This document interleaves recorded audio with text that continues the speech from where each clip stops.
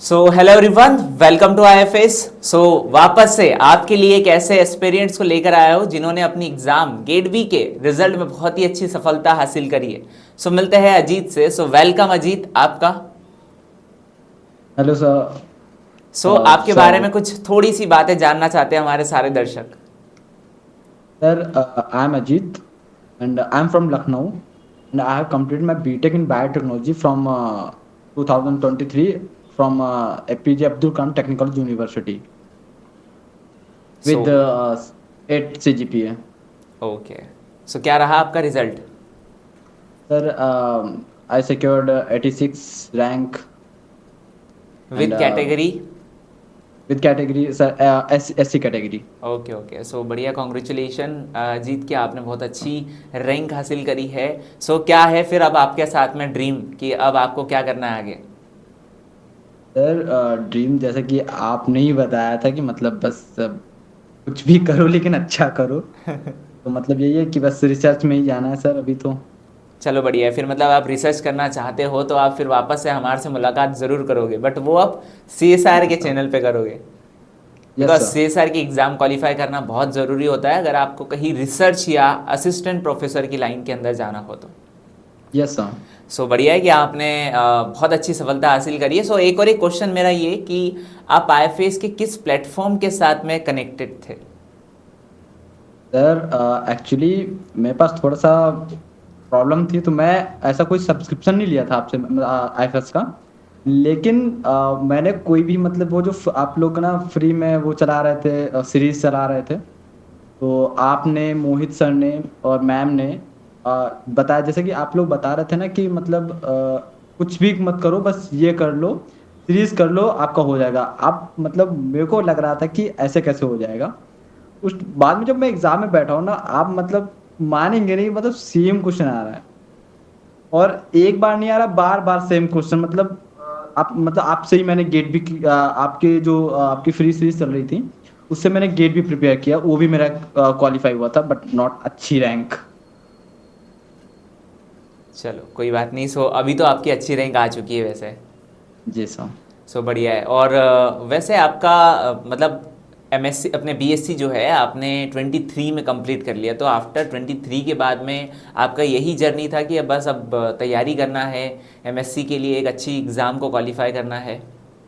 नहीं सर मेरा BTech biotechnology था। अच्छा, सो बढ़िया है। Yes sir. सो फिर अब एमएससी में एडमिशन लेने की तैयारी या एमटेक में?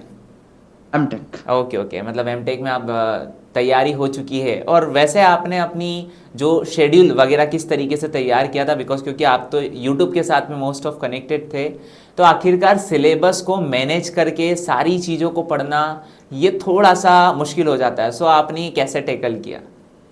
सर इसमें तय करने जैसा वैसा कुछ था नहीं बस ये था कि आप लोग जितना टाइम टू टाइम दे रहे थे कि बस इस टाइम पे ये क्लास स्टार्ट होनी है इस टाइम पे ये क्लास स्टार्ट होनी है। और बस मतलब आपको ही फॉलो कर रहा था वैसा कुछ स्पेसिफिक नहीं था। बस मैंने प्रीवियस ईयर लगाए थे गेट बी के और डीबीटी बेट लगाए थे और वो गेट एक्सेल गेट बीटी। तो यही सब आप लोग बता रहे थे तो यही सब मैंने किया था। तो फिर बाकी इसमें स्पेसिफिक नहीं था कि नहीं मेरे को ये सब्जेक्ट पूरा अच्छे से ही करना है या बहुत अच्छे से करना है या बुक से पढ़ना है। बस आपने जो अच्छे से करा है बस वही करके मैं हो गया मेरा। सो बढ़िया है। और वैसे आपका शेड्यूल क्या होता था पर डे का पूरा? हाँ ये थोड़ा इंटरेस्टिंग है क्योंकि मैं उस लाइब्रेरी मैंने ज्वाइन ज्वाइन कर ली थी। तो मैं सुबह निकल जाता था वही 7 वात के पास। शाम को मैं 5 बजे आपकी जब तक क्लासेस कंप्लीट नहीं हो जाती तब तक मैं आता ही नहीं था। तो ऐसे ही चलता था तो मतलब ये था कि आपका जितनी भी क्लासेस थी तो उसमें से मोस्ट प्रोबेबली मतलब ऐसी कोई क्लास नहीं होगी जो मैंने ना देखी हो। मतलब आपका जब लाइब्रेरी का टाइम होता था तो आप उस लाइब्रेरी के टाइम में पूरी तरीके से फोकस्ड होते थे, या फिर कुछ थोड़ी बहुत मस्ती वगैरह कि चलो आते हैं चाय वाय पी के, होता है ना बॉयज़ का थोड़ा? अब सर बात यह कि मैं 1 साल का ड्रॉपर वैसे भी हो चुका था क्योंकि मैं मेरा जॉब में मन लग नहीं रहा था। फिर अब भी फोकस नहीं करोगे तो जाओगे कहाँ मेरे साथ ऐसा था। सो बहुत बढ़िया है। सो बहुत अच्छी सोच है, पर मुझे लगता है कि चलो ठीक है, ऐसी सोच आपने रखी और आपने उसके ऊपर बहुत सारे इम्प्लीमेंट भी करे, बट अधिकतर कभी कभार क्या होता है ना कि हम लोग बहुत सारी चीज़ों को सोच लेते हैं और जब बैठते हैं कि ठीक है अब हमारे पास कोई ऑप्शन है भी नहीं, बट फिर भी हमारे पास में कोई थोड़ी बहुत तो नेगेटिव थिंकिंग आती है कि चलो यार घूम के आया जाए, या कुछ ऐसी थिंकिंग आपके पास आती थी। सो आप उस चीज़ को कैसे फिर मैनेज करते थे कि नहीं अभी मुझे जो मैनेज करना है वो है मेरी स्टडी? सर इसका मैं आंसर यही दूंगा, ये सब मतलब ये तो कॉमन चीज़ है कि सबको नेगेटिविटी आती ही आती है। तो अभी ऐसा है कि मैं थोड़ा सा मतलब गांव से हूँ, तो फिर गांव में इसका कुछ वैसा है ही नहीं कि किसी को पता ही नहीं कि बीटेक इन बायोटेक्नोलॉजी, बीटेक ही नहीं पता किसी को। तो वहाँ पे बस दो ही तीन जॉब चलती हैं, लाइक पुलिस, डॉक्टर, आर्मी। हाँ। तो फिर अभी मतलब किसी से मैं इस बारे में बात भी नहीं कर सकता था कि मतलब क्या करूं मैं। बस ये था कि आप लोग अभी 1 रुपए का सीरीज चल रहा था, आप लोग का टेस्ट सीरीज चल रहा था, तो फिर वो दे रहा था, तो उसमें जब अच्छे मार्क्स आ रहे थे तो थोड़ा सा अच्छा लग रहा था। बस यही है उसमें, नेगेटिविटी आना या ना आना मतलब सर क्या ही बताऊं उसमें, बस ये था कि बस करो, हुआ तो ठीक, नहीं हुआ तो ठीक। अच्छा चलो, वैसे अगर कभी बाय चांस, चलो ऐसा क्वेश्चन पूछना तो नहीं चाहिए, बट बाय चांस अगर कभी आपके पास में सेकंड ऑप्शन होता, बाकी आपको तो वैसे कॉन्ग्रेचुलेशन कि आपके पास फर्स्ट ऑप्शन आ चुका है, बट फिर भी अगर कभी होता तो फिर आपने क्या सोचा था? बिकॉज ऐसे बहुत सारे स्टूडेंट हो गए जिनका थोड़ा बहुत मार्क्स से बच चुका है, तो जी अगर सर। कभी वो आपको देखे या आपको सुने तो शायद वो उस चीज़ के ऊपर अमल कर सके।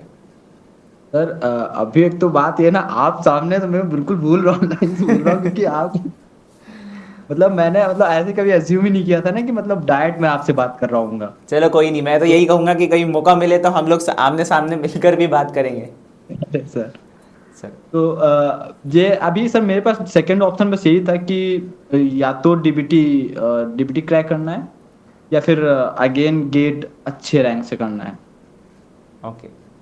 सो बढ़िया। फिर अब आपका डीबीटी तो क्वालिफाई हो ही चुका है, अब एमटेक की तैयारी शुरू हो चुकी है, और अब मुझे ऐसा लगता है कि गांव वालों को चिल्ला चिल्ला कर चीख चीख कर बताया जाएगा कि आखिरकार पुलिस, डॉक्टर और इंजीनियर के अलावा भी कोई चीज़ होती है। Yes sir. चलो बहुत बढ़िया। सो कॉन्ग्रेचुलेशन अजीत कि आपने बहुत अच्छे से तैयारी करी अपनी वाली।